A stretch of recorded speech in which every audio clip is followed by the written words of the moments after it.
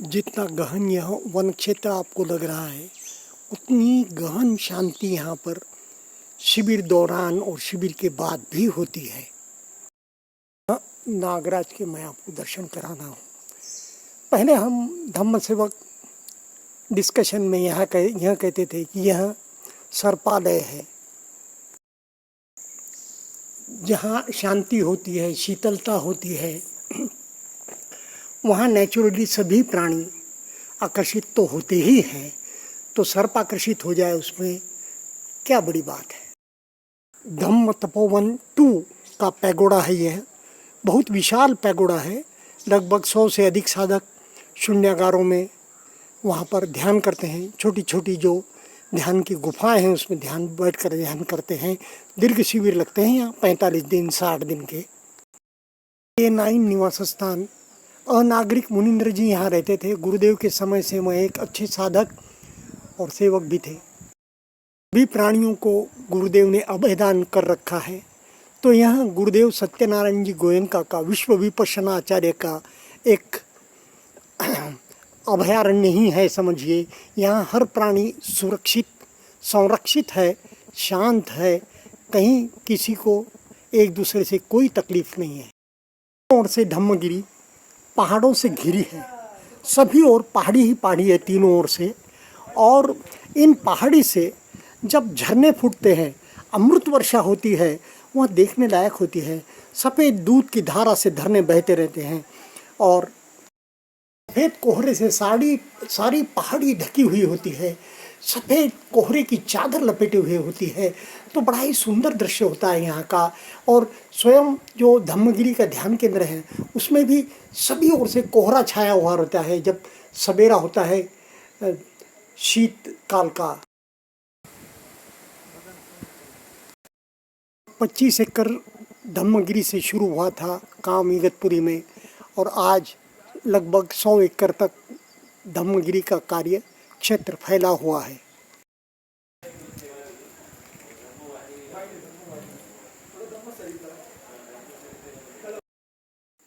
इस धम्मगिरी के विषय में क्या कहा जाए,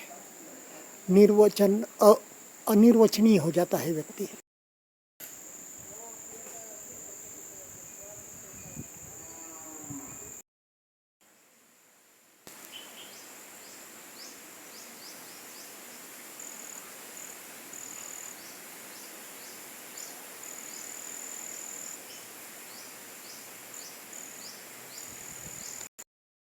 इस धरती पर धर्म की अमृत वर्षा होए, पाप ताप के सबके धुले, मानस निर्मल होए। घने वृक्षों में साधकों के निवास स्थान मैं आपको बता रहा हूँ। पहाड़ खड़ा है और ये बाद में वृक्ष और निवास स्थान।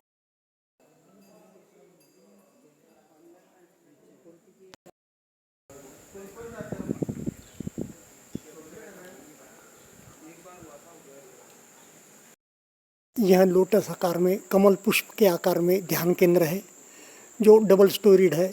ऊपर ध्यान कक्ष है, नीचे साधकों के निवास स्थान बाहर की ओर और अंदर की ओर एक ध्यान कक्ष है।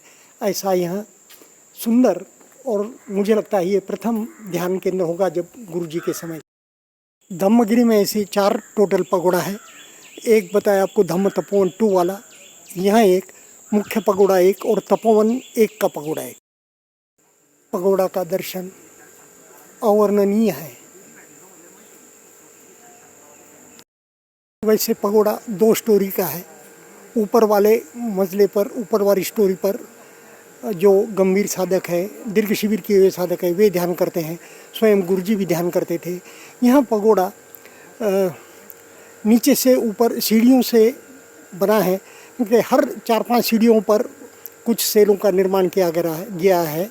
और ये गोल आकार में पगोड़ा है और उसके सामने यहाँ ध्यान कक्ष है। उसके सामने एक फाउंटेन लगा है।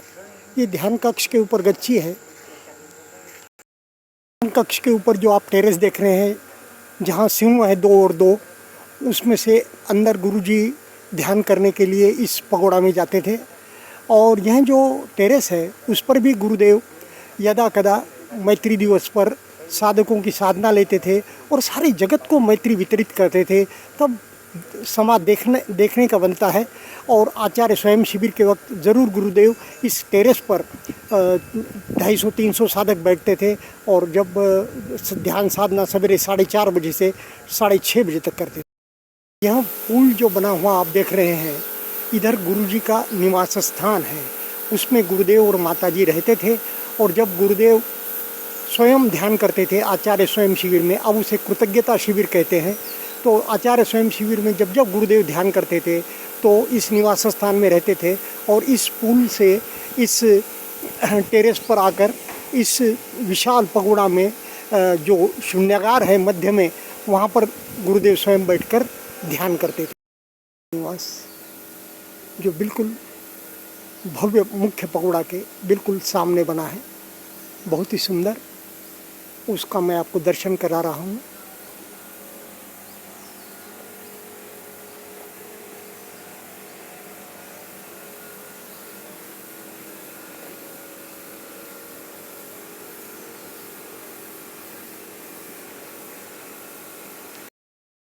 धम्म तपोवन 1 का पगोड़ा, जो मैंने मेरे धम्म तपोवन के जो मेरा ऑडियो है, वीडियो है, उसमें मैंने कवर किया है।